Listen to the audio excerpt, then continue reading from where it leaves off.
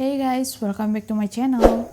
Hari ini kita akan membahas salah satu serial killer dan pedofil yang cukup terkenal yang bernama Robert Blake.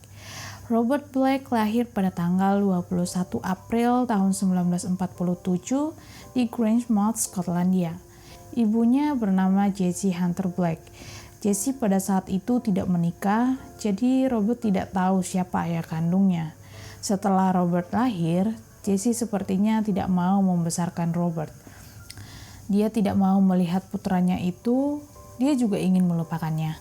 Hal ini karena bagi seorang wanita yang memiliki anak di luar pernikahan pada saat itu tidak dapat diterima oleh masyarakat. Jadi Robert diadopsi oleh pasangan parubaya yang bernama Jack dan Margaret Tulip yang tinggal di Kinlochleven, Skotlandia. Jessie kemudian menikah dan memiliki 4 anak dan mereka tidak pernah bertemu dengan Robert. Keluarga Tulip memperlakukan Robert dengan sangat ketat. Meskipun Margaret cukup ketat pada kebersihan, tapi Robert tidak peduli dengan kebersihannya sendiri. Jadi dia sering pergi ke sekolah dengan keadaan bau dan anak-anak lain akan mengejeknya dan mereka memberikan julukan Bobby yang bau. Ketika Robert berusia 5 tahun, Jack meninggal dunia. Meski begitu, Robert tetap dianiaya secara fisik oleh ibu angkatnya itu hingga terdapat memar di wajah dan juga anggota tubuh lainnya. Di sekolah, Robert dikenal dengan sedikit penyendiri. Dia lebih suka menghabiskan waktu dengan anak-anak yang lebih kecil darinya. Dia akan melakukan tindakan kekerasan secara tiba-tiba, sehingga menyebabkan Robert tumbuh sebagai anak yang agresif. Dia akan mengamuk dan dia akan bertingkah selama dia ada di sekolah. Pada usia 5 tahun, Robert dan seorang gadis sama-sama melepaskan pakaian mereka dan membandingkan alat kelamin mereka satu sama lain, sehingga membuat Robert berpikir mungkin dia seharusnya dilahirkan sebagai seorang wanita. Pada tahun 1958, Margaret meninggal dunia. Saat itu Robert berusia 11 tahun dan dia diasuh oleh keluarga angkat lain di Kinlochleven. Tapi tidak lama kemudian, Robert menyeret seorang gadis muda ke dalam toilet umum dan melecehkannya. Ibu angkatnya melaporkan pelanggaran tersebut kepada pekerja sosial dan membuat Robert dikeluarkan dari rumahnya dan dipindahkan ke panti asuhan. Di sini juga dia secara intens mengekspos dirinya kepada gadis-gadis. Dia juga memaksa seorang gadis untuk melepaskan pakaian dalamnya.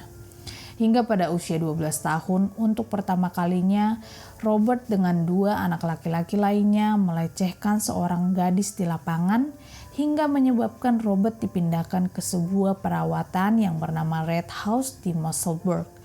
Dan di sana semuanya hanya ada anak laki-laki. Di sana Robert mengembangkan hobinya dalam olahraga seperti berenang dan juga sepak bola. Tapi ketika dia berada di rumah perawatan tersebut, Robert menjadi korban pelecehan seksual yang dilakukan oleh salah satu staf laki-laki. Dan ketika Robert berusia 15 tahun, dia meninggalkan rumah perawatan Red House. Dia mulai bekerja sebagai tukang daging dan pengantar barang di Greenock dekat Glasgow. Selama dia bekerja, dia telah melecehkan sekitar 30 hingga 40 wanita muda saat melakukan pengiriman. Dan tidak ada satupun dari kejadian ini yang dilaporkan. Hingga pada tahun 1963, pada suatu malam musim panas, Robert bertemu dengan seorang gadis yang berusia 7 tahun. Dia berusaha mengajak gadis itu ke sebuah tempat gedung yang sepi. Dia bilang kalau dia ingin menunjukkan beberapa anak kucing kepadanya. Tapi ketika tiba di gedung itu, Robert memegang leher gadis itu hingga dia pingsan, lalu Robert melecehkannya. Keesokan harinya dia ditangkap karena perilaku pelanggaran ini, namun dia hanya diperingatkan lalu dia dibebaskan. Hal ini karena sebuah pemeriksaan kejiwaan bilang kalau Robert tidak memerlukan pengobatan. Robert lalu kembali bekerja di sebuah perusahaan pemasok untuk pembangunan setelah dia pindah ke Grangemouth, di mana dia tinggal bersama dengan pasangan lansia. Di sana Robert bertemu dengan seorang wanita yang bernama Pamela Hodgson dan mereka mulai berkencan. Robert bahkan mengajaknya untuk menikah setelah mereka beberapa bulan berkencan.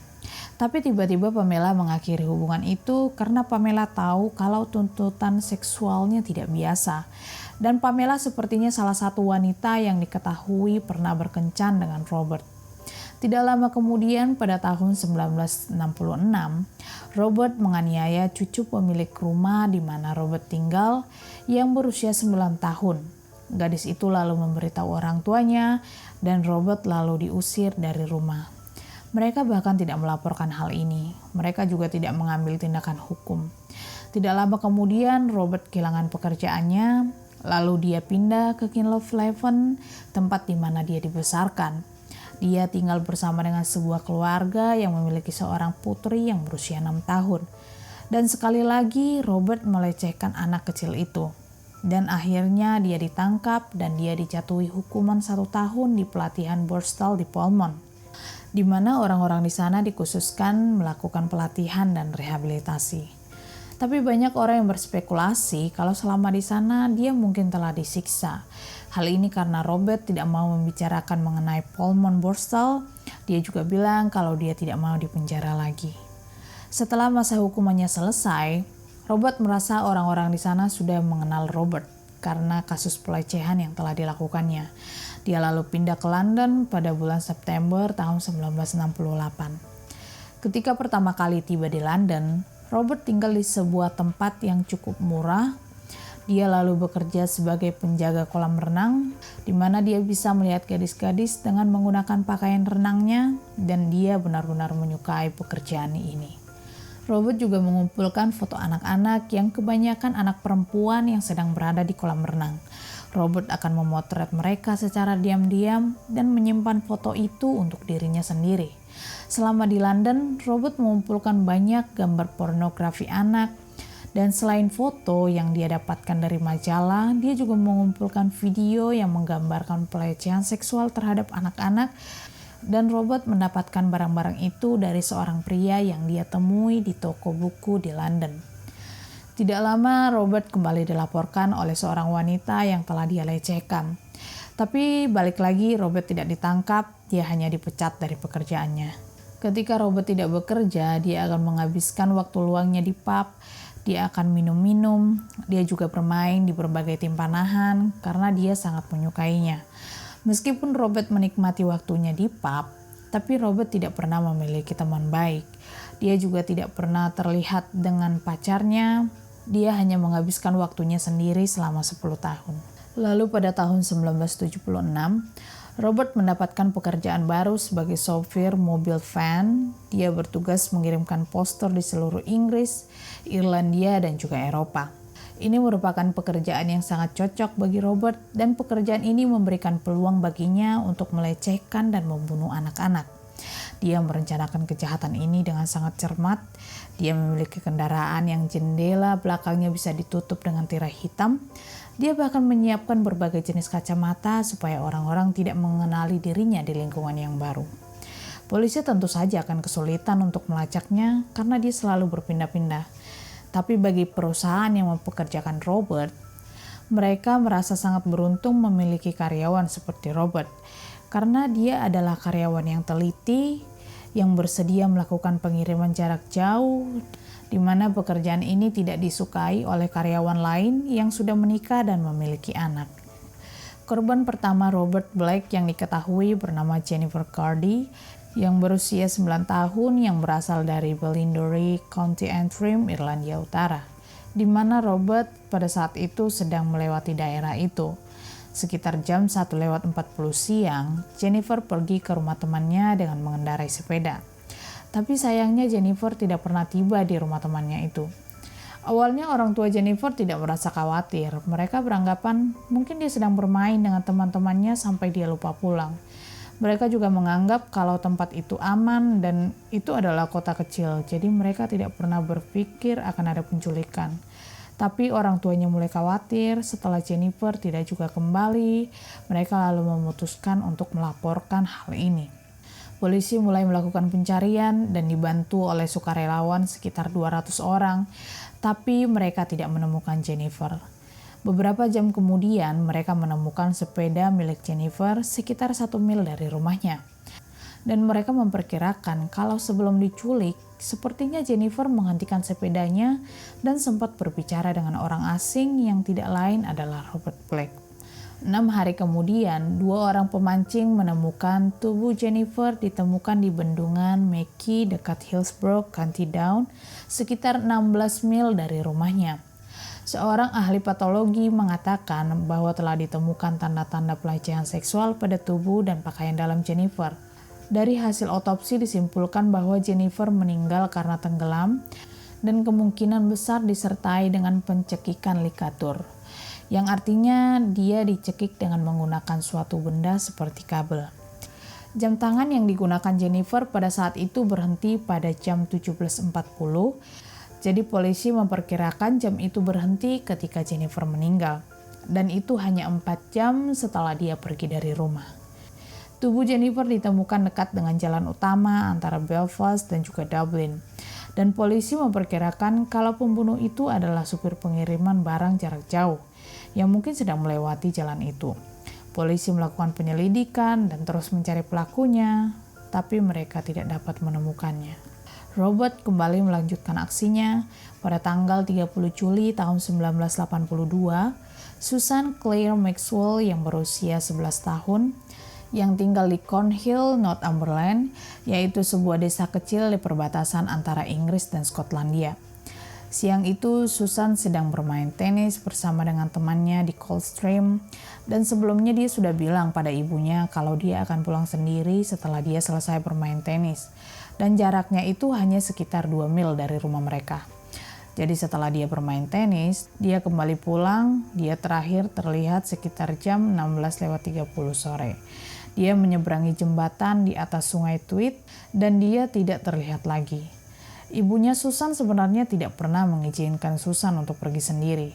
Jadi dia memutuskan untuk menjemputnya, dan ketika dia tiba, dia tidak menemukan putrinya. Di sepanjang jalan dia juga tidak melihat keberadaan putrinya itu. Jadi dia memutuskan untuk melaporkan hal ini kepada polisi. Sekitar 300 petugas polisi mulai melakukan pencarian dan dibantu oleh masyarakat setempat. Mereka mencari di setiap tempat di Cornhill dan di Coldstream. Mereka menggunakan anjing pelacak. Mereka juga mencari sekitar jembatan di mana Susan terakhir kali terlihat, tapi mereka tidak menemukannya. Salah seorang saksi mengatakan kalau dia melihat sebuah mobil van berwarna putih di tempat Susan menghilang, tapi dia tidak tahu plat nomor mobil itu. Setelah 2 minggu Susan menghilang, pada tanggal 12 Agustus, tubuh Susan akhirnya ditemukan oleh seorang pengemudi truk, sekitar 264 mil dari tempat dia diculik. Tubuhnya ditemukan telah ditutupi semak belukar dan ditutupi pakaian kecuali sepatu dan pakaian dalamnya. Penyebab kematiannya tidak dapat ditentukan karena dekomposisi.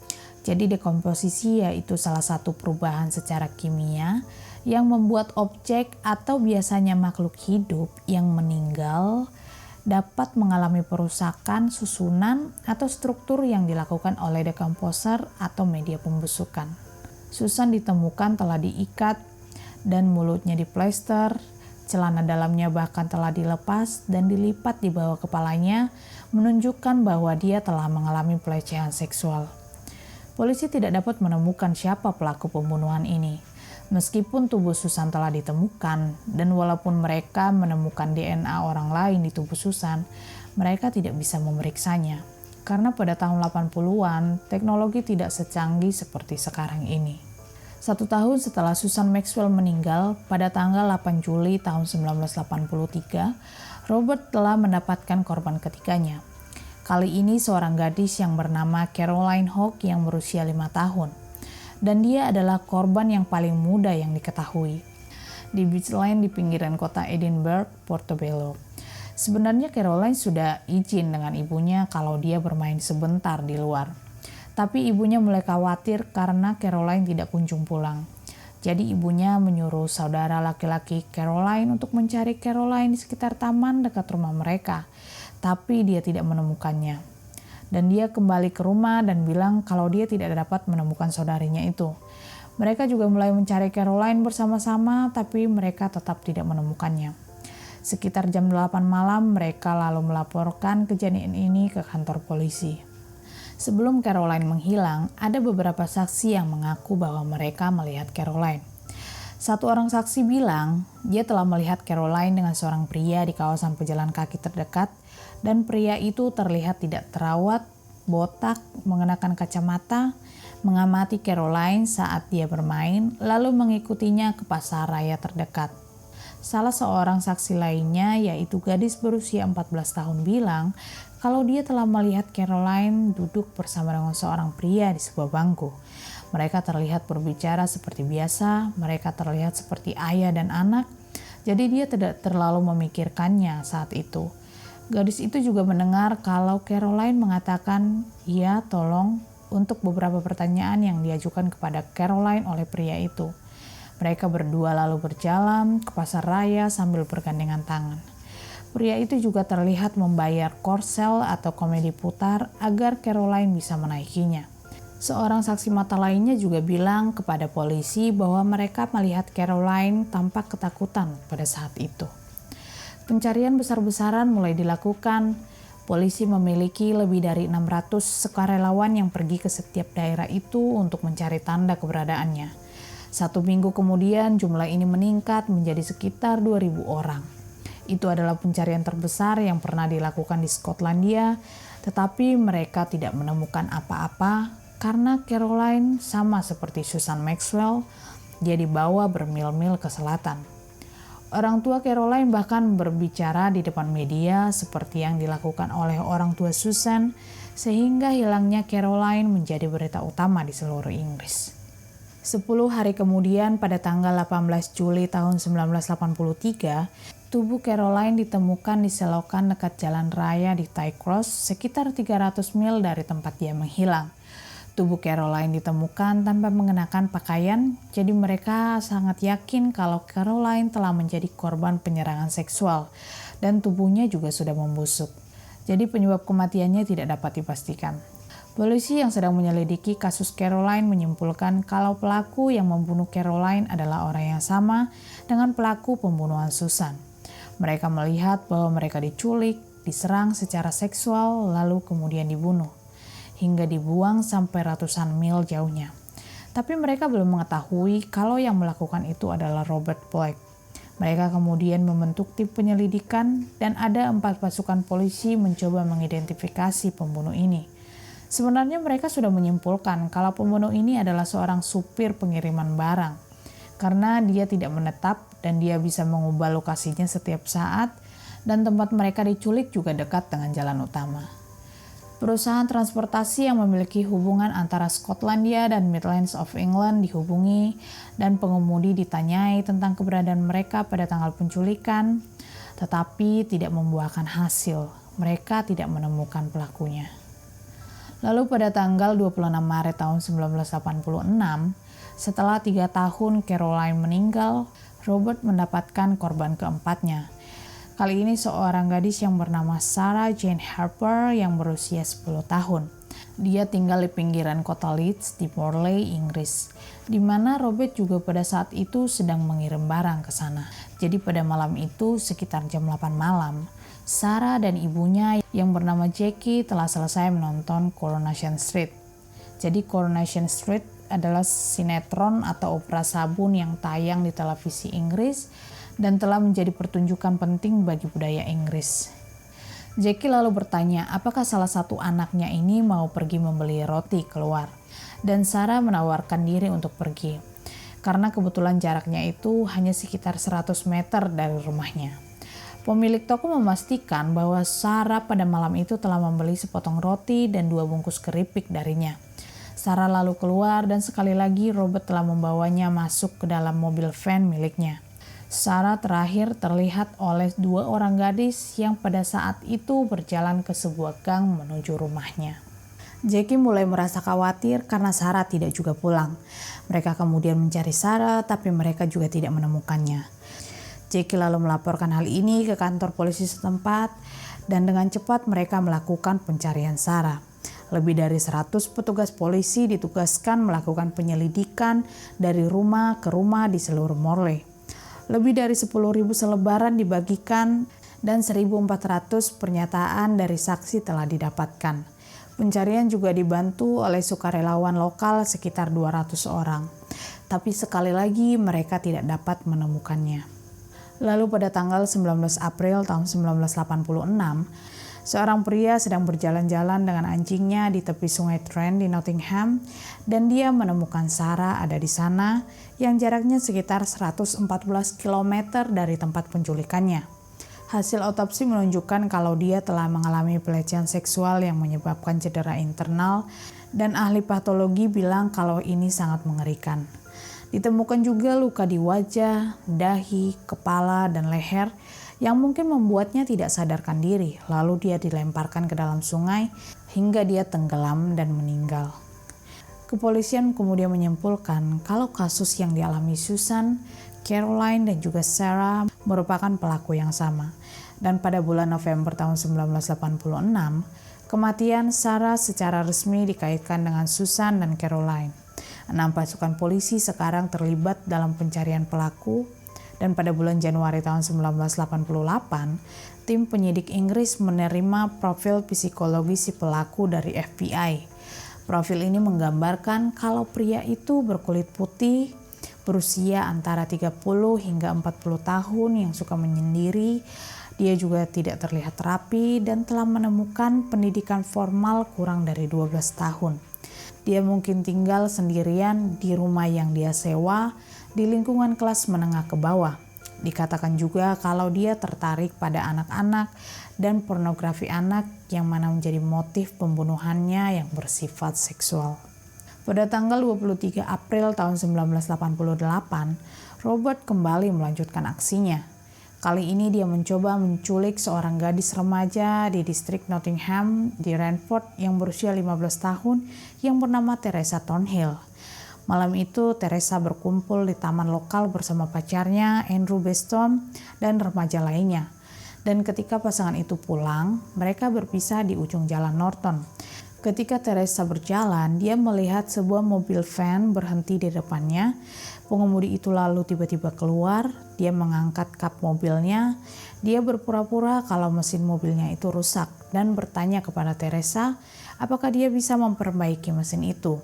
Teresa lalu bilang kalau dia tidak begitu mengerti mesin dan dia mulai berjalan dengan lebih cepat, tapi Robert tiba-tiba menutup mulutnya dari belakang dan berusaha menyeretnya ke dalam kendaraannya. Tapi Teresa mencoba melawannya, dia menendang dan menggigit lengan kanannya. Teresa lalu berteriak dengan keras. Robert kemudian melihat Andrew datang menolong Teresa setelah dia mendengar teriakannya. Robert kemudian melarikan diri. Teresa lalu pulang ke rumah. Dia memberitahu orang tuanya apa yang baru saja dialami dan mereka melaporkan percobaan penculikan itu ke polisi. Pada saat itu polisi tidak menghubungkan kasus Teresa dengan kasus sebelumnya. Dan mungkin itu karena Teresa lebih tua dari korban sebelumnya. Jadi mereka menganggap ini adalah kasus percobaan penculikan biasa. Beberapa tahun berikutnya, tahun 1990, pada tanggal 14 Juli, Robert melanjutkan aksinya kembali di Stow, Skotlandia. Hari itu, Mandy Wilson yang berusia 6 tahun sedang berjalan ke rumah temannya untuk bermain. Robert menghentikan mobil van-nya di seberang jalan. Dia berpura-pura membersihkan kaca depan mobilnya, dan ketika Mandy berjalan mendekat, Robert membawa Mandy masuk ke dalam mobil. Kemudian Robert pergi membawa mobilnya. Tapi untungnya salah seorang tetangga Mandy yang bernama David Harkes telah melihat telah terjadi penculikan. Dia bergegas pergi ke rumah orang tua Mandy. Dia juga tidak lupa menulis plat mobil Robert dan tentu saja ibu Mandy segera menelpon polisi. Tidak lama kemudian polisi tiba dan ketika David menjelaskan mobil van itu kepada petugas, dia lalu mengamati sebuah mobil yang melaju ke arah mereka dan bilang, "Itu dia, itu van yang sama." Seorang polisi lalu mengejar dan masuk ke jalur mobil van, memaksanya untuk berhenti dan kemudian polisi menangkap Robert Black. Salah satu petugas merupakan ayah Mandy. Dia membuka bagian belakang mobil van dan masuk ke dalam. Dia memanggil nama putrinya dan dia melihat gerakan di dalam sebuah kantong tidur. Dia melepaskan ikatannya dan menemukan putrinya di dalam, dan pergelangan tangannya terikat di belakang punggungnya, kakinya diikat, mulutnya juga ditutup dengan plester, dan sepertinya juga dia telah diserang secara seksual. Robert kemudian diadili atas penculikan Mandy, dan dia dipenjara. Tapi polisi berpikir korbannya tidak hanya Mandy, pasti ada korban lainnya. Karena mereka melihat kasus yang dialami Mandy memiliki kesamaan dengan kasus pembunuhan sebelumnya. Mereka kemudian memeriksa mobil van milik Robert, dan benar saja mereka menemukan tali, plester, tutup kepala, kamera Polaroid, majalah, dan banyak pakaian anak perempuan. Menurut pengakuan Robert, dia akan mengenakan pakaian anak-anak itu sebelum dia memulai fantasinya. Tidak hanya memeriksa mobil, pihak kepolisian juga memeriksa tempat tinggal Robert. Dan benar saja mereka menemukan banyak koleksi pornografi anak berupa majalah, buku, foto, dan video, termasuk 58 video dan film yang menggambarkan pelecehan seksual terhadap anak. Dan dia bilang dia telah membelinya ketika dia berada di Eropa.